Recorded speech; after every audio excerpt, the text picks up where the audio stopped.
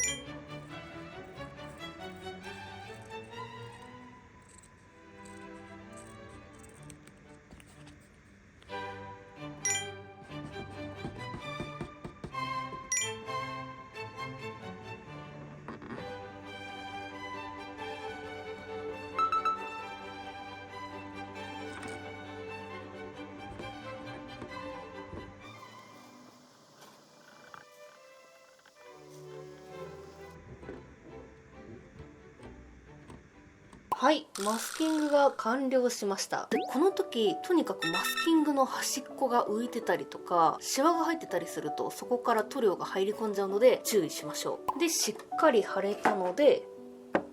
塗っていきますよ。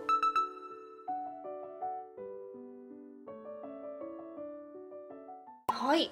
塗れました。この色めっちゃ綺麗ですね。ではここからマスキングを剥がして保護フィルムをペリペリしていきましょう。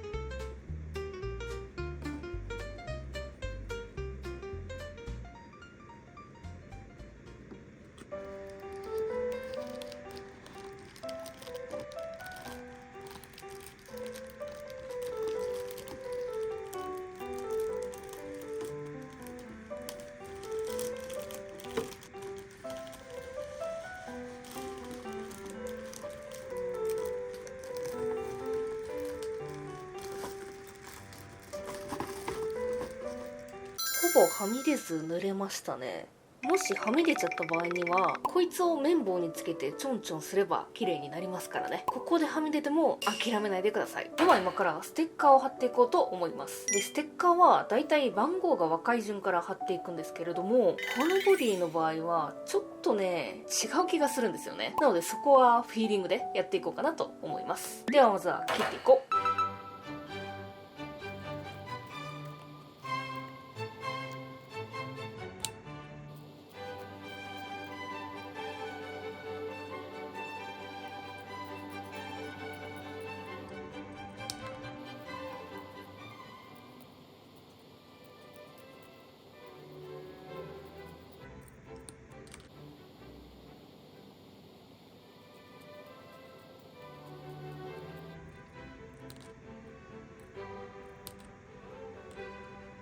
はい、おおむねライン関係は切り終えました。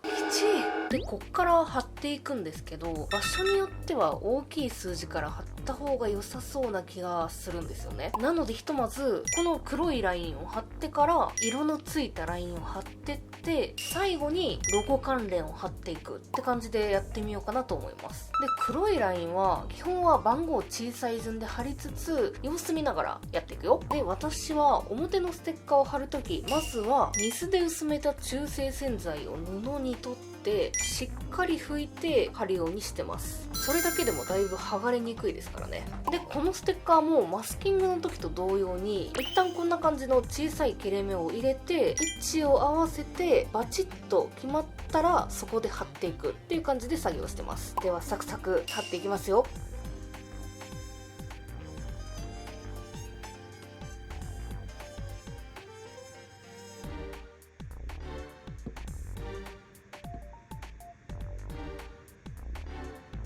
はい、これでライン関係が貼り終わりました。でここから大きめなロゴステッカーを貼っていくんですけど、こういう位置を決めるのが難しいステッカーはそのまま貼るとずれちゃってヌヌヌってなったりするので、まず貼る場所にですね、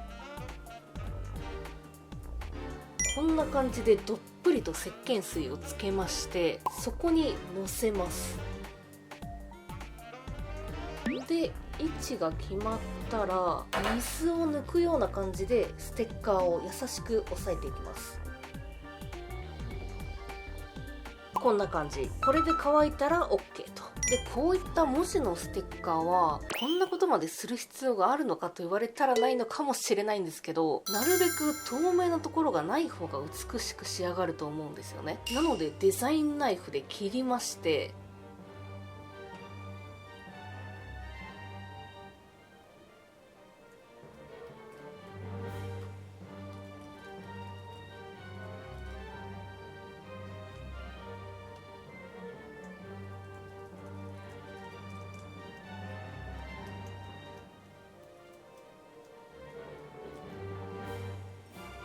こんな感じで文字だけを抜いてですね、文字の間隔がずれないようにマスキングテープを使ってまとめます。でこの状態でしっかりまっすぐを保ちながら貼ります。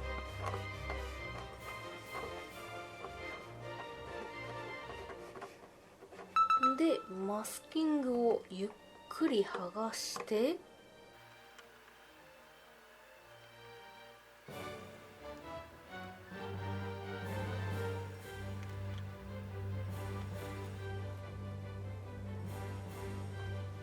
こうすると見栄えがいいですよね。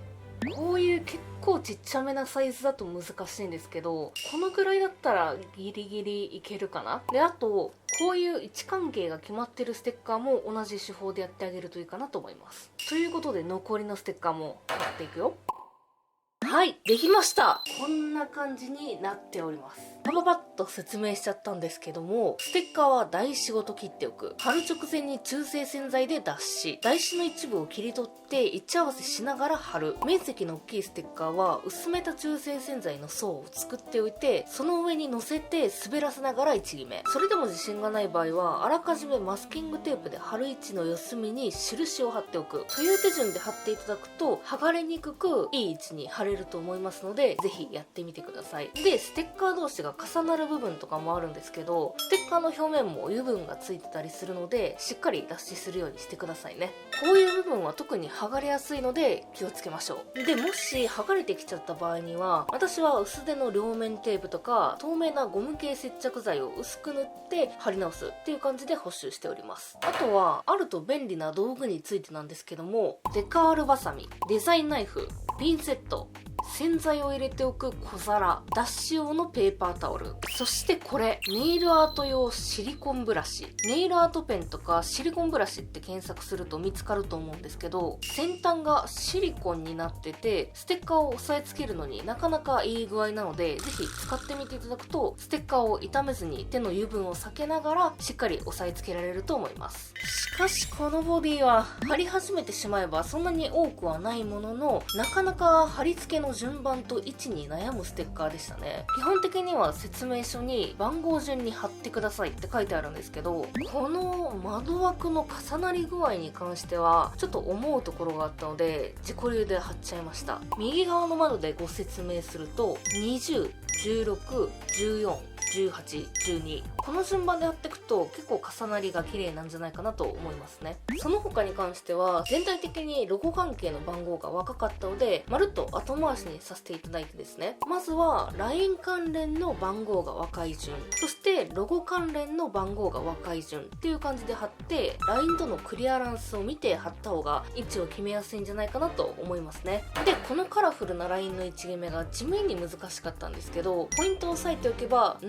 れができて綺麗に貼れると思います。まずフロントフードのラインはバンパーギリギリで貼ってしまうと上が足りなくなっちゃうので、上側のフードの切れ目のラインに合うように貼ってあげるとサイドのラインに綺麗につながりますね。ここが綺麗につながれば窓を囲んでいる部分はなりで綺麗にいけると思います。で、今度はリアフェンダーのラインなんですけど、ボディとオーバーフェンダーの段差を目印にして、ピンクはボディ状、オレンジとイエローはオーバーフェンダー状に乗るようにして、ここの色の境目をなぞるとちょうど段差がある感じでボディラインに沿わせて貼るとちょうどいい位置に来てくれますね。こんな感じでポイントだけ押さえておけば綺麗に貼れるんじゃないかなと思います。いやー疲れた。最初はシンプルにロードゴーイングカーっぽい感じに仕上げようかなとか思ったんですけどね、せっかくなので50周年に敬意を込めて指定カラーで仕上げてみましたが、いざ作ってみるとめっちゃかっこいいですね。これ満足です。ということでプラパーツはまだ塗ってないんですけど、ほぼほぼボディができたのでいよいよ走らせていこうかなと思ったんですが、ちょっと思いついちゃったのでもう一手間加えてみようかなと思います。ということで次回かその次くらいでですね、このポルシェちゃん可愛がっていこうと思い